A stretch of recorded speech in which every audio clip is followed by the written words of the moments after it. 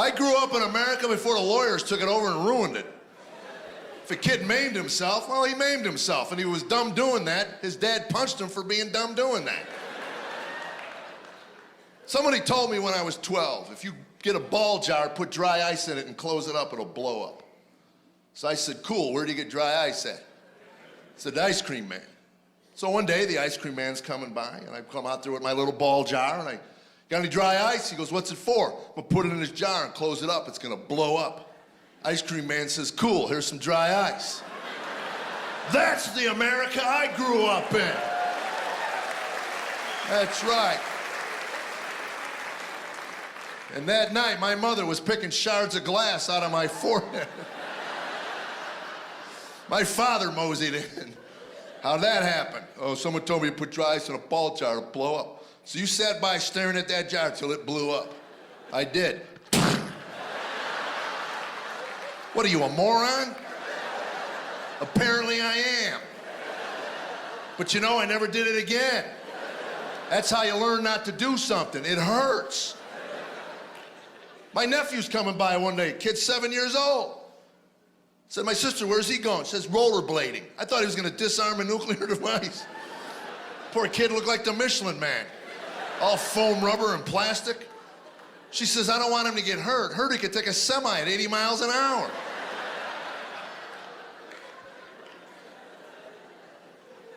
And BB guns, come on, guys. BB guns? How long did you have a BB gun and shoot a can before one of your friends said, we could shoot each other?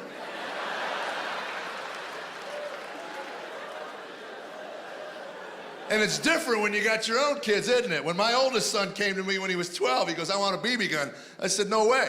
He goes, why not? Because you'll shoot your little brother. He says, I won't shoot my little brother. Really? Let me tell you something, son. Just so you know, if I got you a BB gun and you didn't shoot your little brother, I'd take you in for a psychiatric evaluation. I shot my sister so many times, she told her husband her cellulite was BB wounds from me. So, man. And he believed her, so who's the moron in that conversation? So, yelling at me, look what you did to her thighs.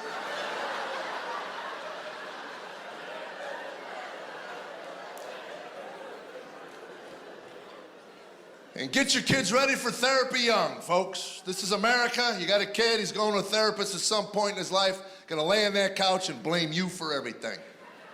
I say give him reasons going into that therapist's office. I don't get it. Middle-aged men calling up their 80-year-old dads in the middle of the night and yelling at them and blaming them for all the grief in their life. It may be true. May have had a rotten dad, but what do you expect him to do for you now? I got my answer ready. I'm waiting for him. One of my kids call me up 20 years from now. You ruined my life. All I'm gonna say is, whatever.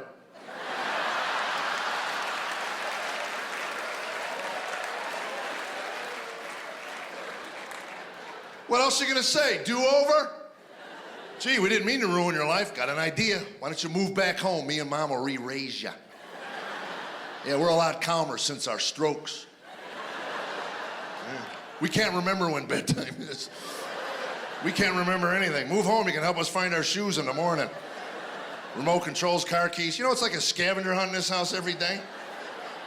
You sound like a nice young man. What was your name again?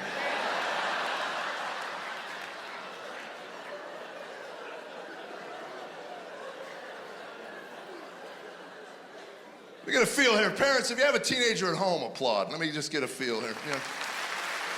All right.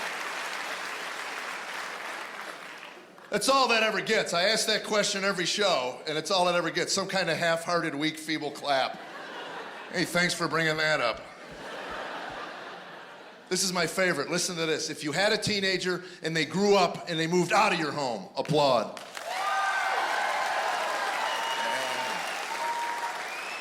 A lot more life behind that one, isn't there? Got some bad news for you. They're coming back. I had one son leave at 18, came back at 19, and actually said this to me. You don't know what it's like out there.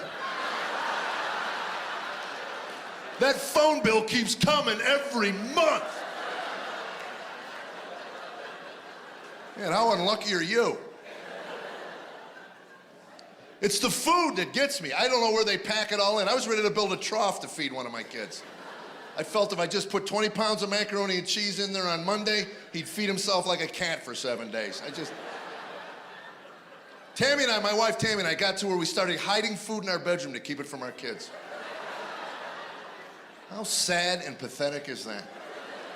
We had a stash of brownies and muffins next to our bed. So we'd go in our room late at night and lock the bedroom door. You may have thought we were doing something else. But we were really just under the covers eating brownies and laughing at them. You hit 50, your life gets pathetic. It really does. The brownies are here. Woo! Hold hands, run down the hall. Lock the door, you vixen. Hurry, close the door before he smells them and wants one. Hurry, run, run.